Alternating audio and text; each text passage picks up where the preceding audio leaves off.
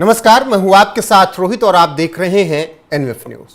30 साल पुराना पुल और उस पुल पर उमड़ी भीड़ और फिर अचानक से हादसा होता है और यह सब कुछ हुआ महाराष्ट्र के पुणे में।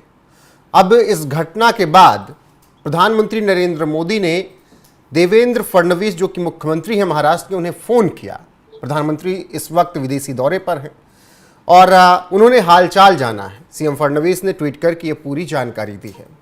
पुणे हादसा कैसे हुआ, कितनी क्षति हुई और फिर प्रधानमंत्री ने क्या कुछ कहा, इसी पर बात करेंगे। मेरे साथ हैं वरिष्ठ पत्रकार पंकज प्रसून।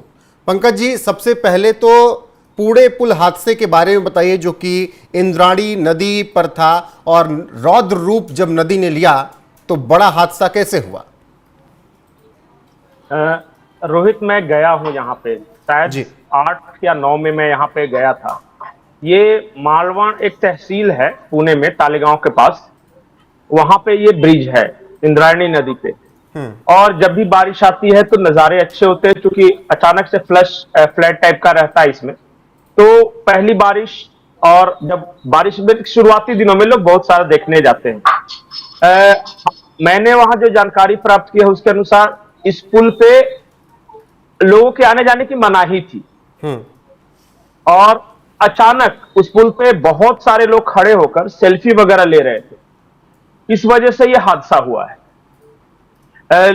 हो सकता है कि वहां कोई लोकल गार्ड वगैरह नहीं होगा, या गार्ड ने मना भी किया होगा तो लोग माने नहीं होंगे, या किसी को अंदाजा नहीं होगा कि इस तरह का हादसा हो सकता है। तो अभी तक कितनी मौत, कितने घायल हैं पंकज जी, कुछ आंकड़ा निकल कर आया?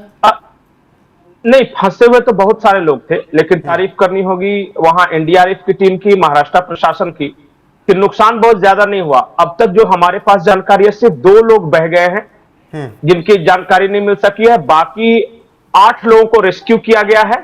टोटल 10 नदी में बहे थे, तो 8 को रेस्क्यू कर लिया गया है और कुछ टूरिस्ट जो थे 20-22 उस तरफ फंसे हुए थे, उन सबको निकाल लिया गया है।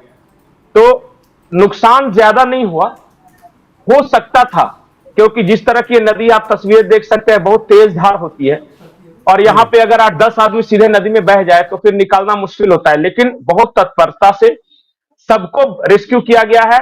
सिर्फ 2 लोगों के बारे में ये खबर आई है कि उन दोनों को की मौत हो गई है और महाराष्ट्र सरकार ने तुरंत 5-5 लाख का मुआवजा घोषित किया है।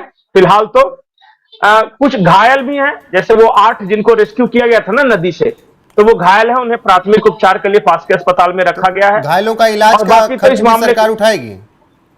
बिल्कुल बिल्कुल बिल्कुल, इसके बारे में भी बिल्कुल स्पष्ट है कि जो घायल हुए हैं उनके इलाज का खर्च देगी। और जो मृत है, फिलहाल अभी ये मैं फाइनल इसको ये नहीं कह सकता हूं कि मुआवजा है, लेकिन तत्काल 5 लाख की घोषणा कर दी है महाराष्ट्र सरकार। लेकिन पंकज जी, बात यहीं खत्म नहीं हो जाती। आए दिन ऐसे हादसे होते रहते हैं।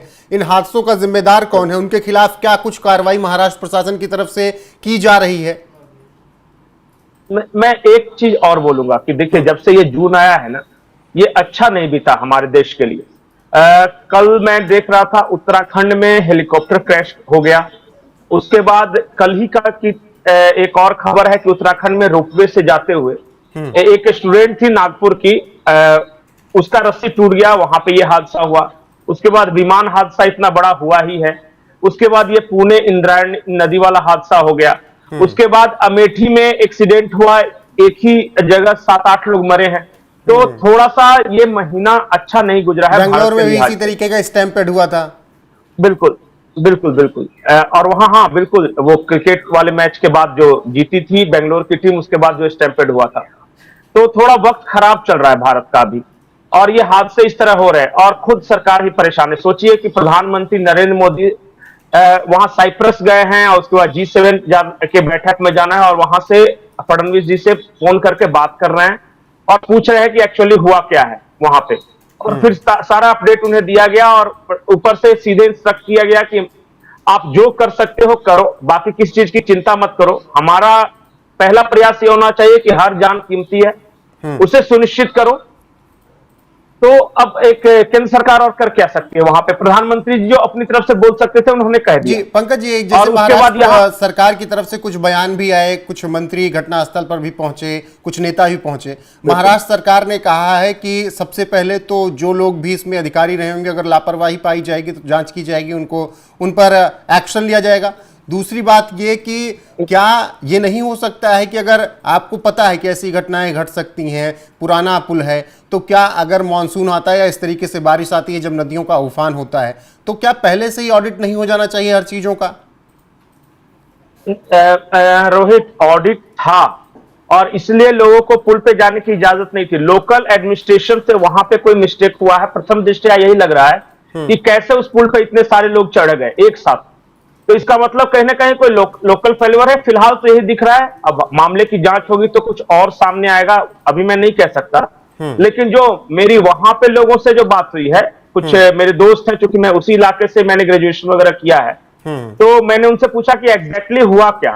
तो उन्होंने ये बताया कि एक साथ बहुत सारे लोग चढ़ गए थे उस पुल पे, और जब शुरुआती मानसून होता है ना तो इरोजन के केसेस ज्यादा रहते हैं, सॉइल इरोजन वगैरह ज्यादा होता है। तो हो सकता है कि लोगों के भार और नीचे जो इरोजन हुआ होगा उसकी वजह से पुल कमजोर था ही, वो कोलैप्स कर गया होगा। फिलहाल तो उन्होंने यही बताया है, बाकी जो मामले की जांच होगी क्या होगा उसके बाद।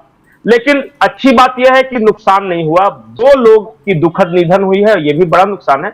लेकिन टोटल मिला के 32-33 लोग थे, 8-10 लोग बहे थे, इसमें सिर्फ 2 के निधन हुए, बाकी 8 को रेस्क्यू किया गया, और 20-22 लोग जो टूरिस्ट थे जो दूसरी तरफ फंस गए थे उन सबको निकाल लिया गया है। बिल्कुल एकदम सही समय पर कल ही निकाल लिया गया था इन्हें। ठीक है। और तो एक और सवाल जो वहां के पत्रकार ने उठाया, जो मेरे से कह रहा था कि मेंटेनेंस क्यों, ठीक है कमजोर है वो तो समझ में आ गया, लेकिन पुल का मेंटेन करना भी तो सरकार का ही काम है ना।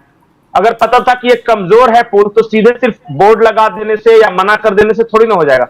उसकी मरम्मती के लिए क्या आपने किया और कितने दिनों से ये पुल कमजोर है, इस बारे में भी जानकारी जिम्मेदार थे, ये तय होना चाहिए। सरकार की तरफ से ये कह दिया गया है कि आदेश हमारी तरफ से पूरा था कि पहले से सभी चीजें जांच ली जाए, जहां पर भी ऐसी दिक्कतें आने की संभावना है। अगर अधिकारियों से लापरवाही हुई है तो सरकार ने कहा है कि उनके खिलाफ एक्शन लिया जाएगा। फिलहाल पूरे पुल ढहने की घटना पर जिला कलेक्टर जितेंद्र डूडी ने क्या कुछ कहा है, उनके बयान के साथ आपको छोड़े जाते हैं। बाकी पंकज जी बने रहिए हमारे साथ लगातार, और आपको यहाँ पर देश और दुनिया की तमाम खबरें मिलती रहेंगी। नमस्कार। तो 3:30 बजे जब हमें इन्फॉर्मेशन मिला तो उसके इमीडिएटली 15 मिनट में हमारी सारी टीम्स वहाँ पहुँच गई थी। एनडीआरएफ की टीम, आपदा मित्र, पुलिस डिपार्टमेंट, महसूल विभाग, रेवेन्यू, जिला परिषद की टीम, पीएमआरडी की टीम, सब लोगों की टीम तुरंत वहाँ पे पहुँच गई थी। करीब 250 लोगों का टीम वहाँ पे पहुँचा। सारा मशीनरी जो चाहिए रेस्क्यू के लिए वहाँ पे अवेलेबल करा के दिया, और उसकी वजह से ऑपरेशन रेस्क्यू का इमीडिएटली चालू हुआ। टोटल मिला के 55 लोग, 55 लोग जो हैं वो ब्रिज कोलैप्स होने की वजह से नीचे गिर गए थे, और उसमें से हमने सक्सेसफुली 51 लोगों को वहां से रेस्क्यू किया। सभी की जो सिचुएशन है, उनकी अभी जो परिस्थिति है वो स्टेबल है। 38 लोगों का 38 लोगों का उपचार अभी हॉस्पिटल में चल रहा है, उनकी भी जो परिस्थिति है वो स्टेबल है। अनफॉर्चुनेटली 4 लोगों की मृत्यु हो गई है। कल रात को 11 बजे तक हमारा रेस्क्यू ऑपरेशन चला था। मिसिंग लोगों की जो भी हमारे पास में इंफॉर्मेशन आई थी, कल रात को 11 बजे तक हमने सबको आइडेंटिफाई कर लिया था। एक बार रात को हमने 2 राउंड एडिशनल रेकी के लिए कि इंफॉर्मेशन मिसिंग जो हमारे पास में है वो तो हमने आइडेंटिफाई कर लिए हैं, लेकिन उसके अलावा भी कोई ना रह जाए, उसके लिए हमने 2 एडिशनल राउंड कंप्लीट किए और 11 बजे रेस्क्यू ऑपरेशन कंप्लीट किया। सुबह अभी दोपहर तक हमारे पास में मिसिंग इन्फॉर्मेशन कोई भी नहीं है, तो अभी काफ़ी विश्वास से कहा जा सकता है कि हमने सब लोगों को वहाँ पे जितने भी थे उनको रेस्क्यू कर लिया है। अनफॉर्चुनेटली जो 4 लोगों की डेथ हो गई थी, उन लोगों की बॉडीज भी आइडेंटिफाई हो गई हैं, उनको भी हमने बाहर निकाल लिया है।